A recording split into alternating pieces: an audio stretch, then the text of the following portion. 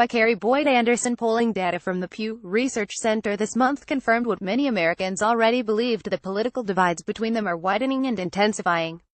On 10 political values issues that Pew has surveyed since 1994, including views on immigration, racial discrimination and the role of government in helping those in need, the most recent poll found that the average partisan gap has increased from 15 percentage points to 36 points. While Republicans and Democrats' negative views of the other party have increased, the number of Americans holding moderate or mixed ideological and political views has declined, with more people on the right and left of the political spectrum adhering more strongly to conservative or liberal views. Furthermore, these political divides have now become far more important in terms of creating gaps between Americans' political values than more typical socioeconomic categories, such as age, race, income, gender and degree of religious observance. In addition to the divides between Republicans and Democrats, the Pew data shows growing divisions within the parties, too. The traditional coalitions binding together Republicans and binding together Democrats are shifting, driven by growing internal divisions around age and other factors. These divisions are not new. Most have existed in some form for decades. However, the Pew data shows that the gaps dividing Americans began to widen significantly during Barack Obama's presidency. Donald Trump did not create these divisions, but he exacerbates them. Trump has an instinctive feel for where the fault lines lie in American society, and he constantly pushes on them.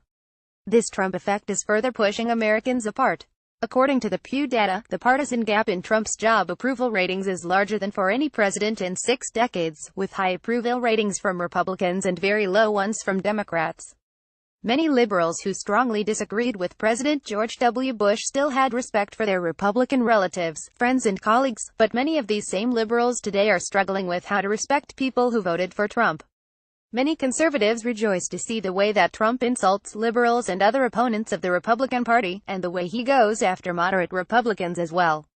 Some other Republicans are not fans of Trump but feel defensive when they hear liberals condemn him. Many Americans today feel it is far harder than ever in their lifetime to have civil political conversations with people they disagree with. This widespread, strongly felt division has left many Americans, and political analysts and pundits, questioning why Americans have become so divided. The answer is far too complex and multifaceted to fully address here, but one important factor is self-sorting. Many writers and data analysts have talked about the trend of self-sorting in the United States, and there are various definitions. The term dates from at least 2004.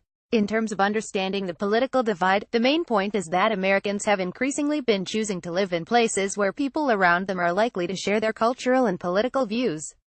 This was seldom driven by a conscious choice to live with Republican or Democratic neighbors. Rather, Americans sought to live in places with lifestyles they enjoyed.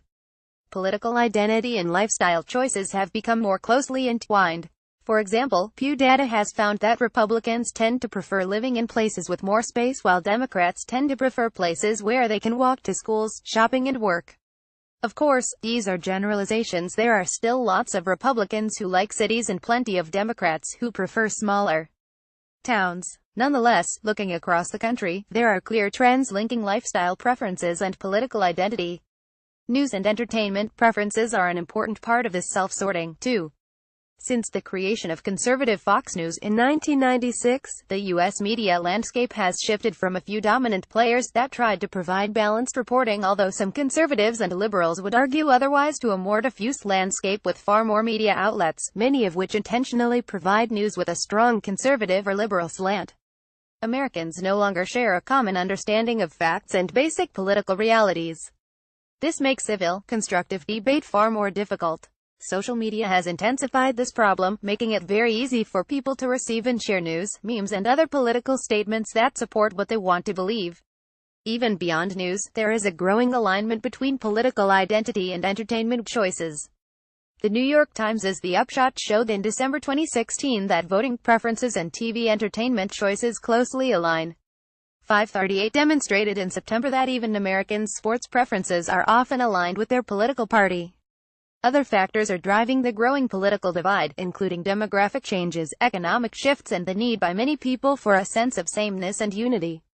Underlying these factors are macro-level trends that are affecting much of the globe, including urbanization and the effects of globalization. Many Americans are asking how the political fabric might be stitched back together. This has prompted small but important efforts to encourage dialogue, often led by churches, mosques and synagogues, podcasters, community leaders and others.